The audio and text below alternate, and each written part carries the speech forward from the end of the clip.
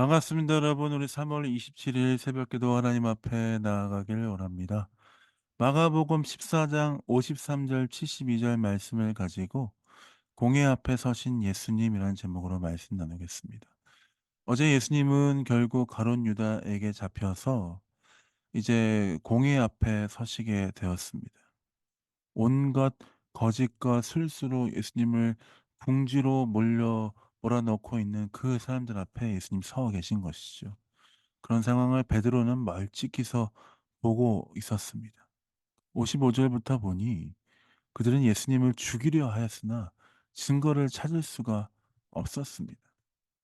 마찬가지죠. 예수님은 아무런 죄가 없기 때문입니다.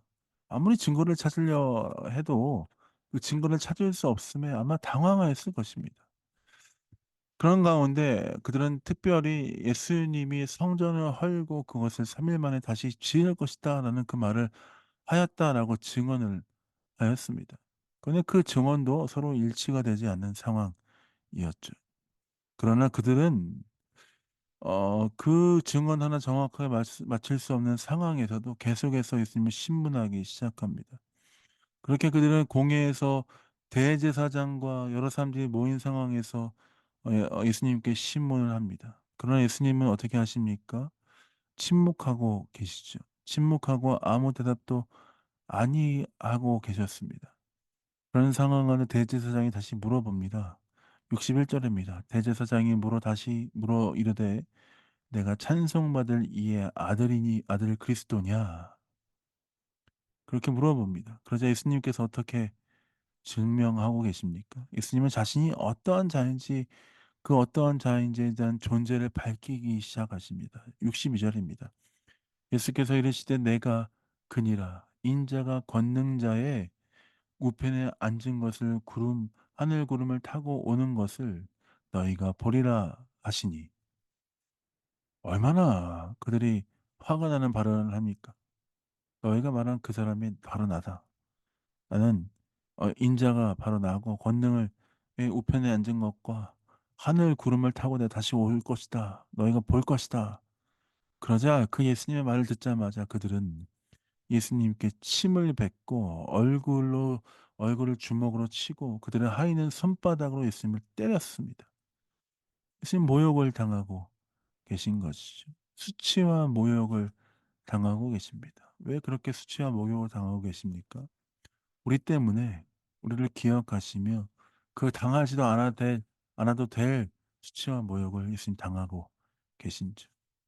그런 상황 가운데 예수님의 제자 아까 대제사장의 뜰에 있던 베드로가 불을 쬐고 있었습니다. 그 불을 쬐고 있었죠. 대제사장의 여종 하나가 나와서 베드로고 이 베드로라는 사람도 그 나사렛 예수와 같이 있었다라고 증언을 합니다. 그래서 이 베드로는 어떻게 합니까? 68절입니다. 베드로가 부인하여 이르되 나는 내가 말하는 것이 무엇인지 알지도 못하고 깨닫지도 못하겠노라 하며 앞들로 나갔어요. 베드로는 부인합니다. 그렇게 예수님을 따라다니고 예수님의 수제자라고 불릴 정도로 정말 예수님의 마음에 합한 마음으로 살았던 그 베드로가 주는 그리스도시요 살아계신 하나님의 아들이십니다라고 고백했던 그 베드로가 예수님을 부인하기 시작합니다. 그러자 또 조금 후에 또 곁에 서 있는 사람들이 다시 확신으로 묻습니다. 너도 갈릴리 사람이니 참으로 그 도당이구나. 베드로 태도는 어떻습니까? 71절입니다. 그러나 베드로가 저주하며 맹세하되 나는 너희가 말하는 이 사람을 알지 못하노라 하니. 참 여기서 좀 안타까운 마음이 있습니다. 베드로가 저주하고 맹세할 정도로 그만큼 마음이 힘들었을까? 그만큼 부인할 정도로 예수님에 대해서 말하는 것이 두려웠을까 하는 생각이 있었기 때문입니다. 예수님이 부르셨고 세우셨고 함께했던 그였지만 그는 예수님을 3번이나 부인하였습니다.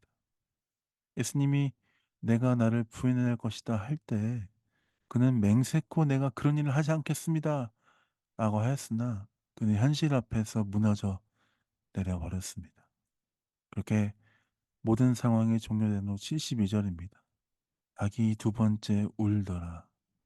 이에 베드로가 예수께서 자기에게 하신 말씀 곧 닭이 두 번을 울기 전에 내가 3번 나를 부인하리라 하심을 기억하되 기억되어 이 일을 생각하고 울었더라.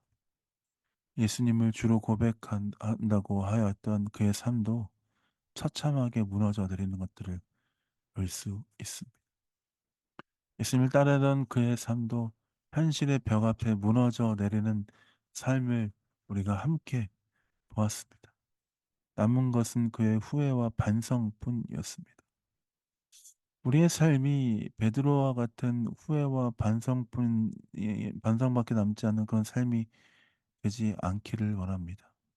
예수님은 주로 고백하였고 멸시천대를 받는다 할지라도 우리는 그것이 멸시를 받는 것이 잠깐이고 주와 함께하는 삶이 영원이기 때문에 그 삶을 선택하며 나아가야 합니다. 그러나 여러분, 이 현실이 얼마나 무겁고 힘듭니까? 예수님을 주로 고백하는 것이 때로는 부끄럽게 여겨질 때가 얼마나 많습니까? 그러나 여러분 기억하십시오. 우리가 예수님 믿는다라고 얘기하는 것이 부끄럽다라고 생각할 수 있지만 그렇게 우리가 부끄럽게 생각하는 그 예수님 어떠한 일을 행하셨습니까? 멸시와 천대, 부끄러움과 여러 가지 모욕과 모든 것을 당하시면서 우리의 죄를 대신 해결해 주셨습니다. 우리의 모든 것을 해결해 주시고 자유케 하신 그 예수 그리스도 그분을 기억하며 잠깐 우리에게 있는 모욕과 수치를 우리가 부끄러워해서야 되겠습니까? 우리는 예수를 주로 고백하는 사람입니다. 주와 함께 살기로 결정한 사람입니다. 매일의 삶이 주님과 함께하는 은혜의 삶이 되어야 합니다. 나는 주를 섬기는 것에 후회가 없습니다. 주님을 사랑합니다.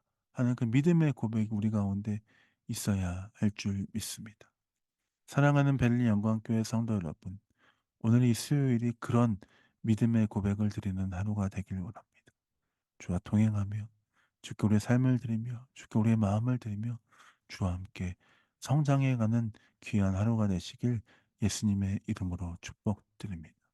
주님, 내가 베드로처럼 후회하는 삶 살지 않고 주를 고백하며 주를 나의 주인으로 고백하며 주와 함께 동행하는 그런 삶 되기 원합니다.